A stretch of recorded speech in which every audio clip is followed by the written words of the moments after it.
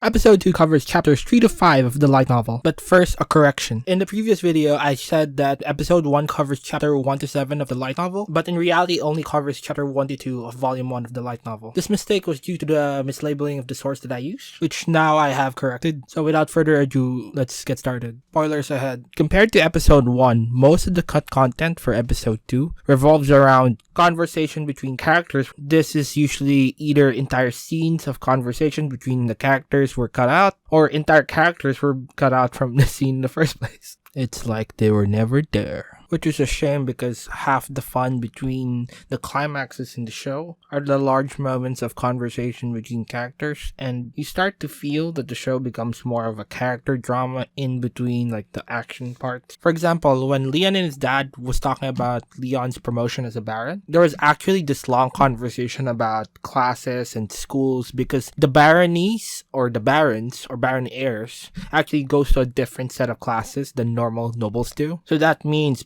Leon won't actually get to see his brother Nix, which he's kind of friends with, and therefore spend less time with him. Unlike Leon, who has recently acquired some territory and on his way to becoming an independent household, Nix and Jenna is still part of the Baltfald family, or specifically the main Baltfald family, where Barkus is the head of the family. And due to Nix and Jenna's status as being the children of Barkus and Luce, which is not his legal wife, that though they are part of a baron family, they are not going to be part of the advanced class, unlike Leon. This is because, legally speaking, Lucier Balfort, Zola, and Barkus' kid is the legal heir of the barony, not Nix or not Leon. But since Leon has his own barony now, that means he's in the same position as Lucier is, and therefore that's why they both attend the advanced class. With all this talk about Leon and his family, it's a great way to segue in toward the Air Harbour Scene. The entire Air Harbour Scene is a scene that was cut out from the anime in which Nix, Leon, and Jenna arrive towards the royal capital. It is this one big scene about Leon and his siblings just kind of enjoying being a tourist and discussing stuff about their lives. So one of those things mentioned is Jenna complaining that Leon could have bought them a better airship. One important detail is that Jenna and Nix mentions that before Leon found his treasure and newfound wealth, the Baltfald family has been used to using the public service or public transport airship. Well, at least Lucia's side of the family. That means Nix, Leon, and Jenna. Because Lucier and his sister were using Zora's family's airship.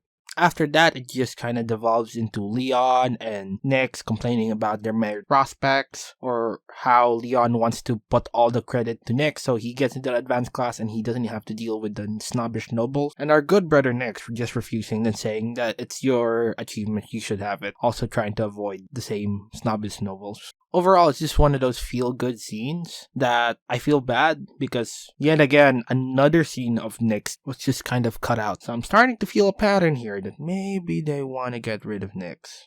Just maybe. Not sure. And the scene just kind of ends from there. Directly after this scene is when Leon arrives in the academy, he not only instantly just ends up in the situation you find him in the anime, but a big scene that happened was like when he first meets Raymundo and Daniel. The meeting takes place when Leon first enters the advanced class dorm room, and this entire scene was also cut off from the anime. So there's a bit of a light banter here, a little character explorations, a little of the same prospects and problems that Leon and Nix has, which is the marriage problem. Also a little talk about the discrimination they face because they are feudal lords from the countryside, so they are perceived as not as rich or not as powerful or not as prestigious as the other prospects. The gang also meets this upperclassman called Rukul, who explains the situation in the academy and how about the higher nobles or higher status nobles like the prince and his entourage. Also the situation in the advanced classes. After these scenes were cut out, most of the events that happened in episode 2 pretty much proceeds the same way. One thing to mention though is that the prince's entourage and the prince himself gets a lot of background information or exposition from Leon's point of view, and he explains who they are, what their history is, their combat capabilities. So like even before the future conflict that will happen in episode 3, he already knew who they were and he was already sizing them up. Though there's a bit to the future, but a lot of the exposition that was done in episode 3 about like Leon's odds against fighting against the entourage of the prince was actually done previously in the background. As we move forward the plot, one more and Pretty much the last scene in which that was heavily edited compared to the light novel was the scene between Olivia and Leon. I mean, the same thing happened in books, but like there was a longer conversation between Leon and Olivia, and a lot more personal monologues from Leon about his perception of Olivia. You see, during the tea party, more than just what Olivia was talking about in the anime, she also kind of opened up to Leon because, like, she was facing a tremendous amount of discrimination in the school. We get into the situation where Leon tries to pep her up and make her kind of feel better. And Leon unleashes this really awesome line that, like, I felt bad that was cut out from the anime.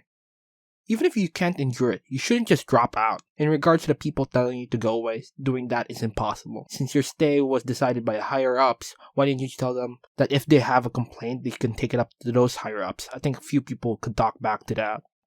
Ian Balford, Master of Romance, everybody. More than just the conversation between Olivia and Leon, we also see a lot on how Leon perceives Olivia and his definitions of predestiny. Because you see, Leon thinks or assumes that the same events that happened in the Otome game would happen as they normally would, even without intervention from the player. Because he assumed Olivia would just simply do what happened in the game. But with the inclusion of Marie into the equation, obviously that changed, and now Olivia is not the main character. But the thing is, Leon doesn't realize that yet, or realize the power of his own interventions towards the story. So Leon, for the longest time, still perceived that Olivia will end up with someone, as predestined by fate. It seems Leon was a big fan of Final Destination. Regardless, this leads to a certain weird dynamic of a relationship between him and Olivia. Because, of course, Olivia, who first finally meets someone who's actually pretty kind and chill about everything, would obviously take some interest with our hero Leon over here. And Leon would have this weird need to put her down and say, oh, okay, we're just hanging out. Oh, nothing's happening. Or this weird self-assurance that he has to say that,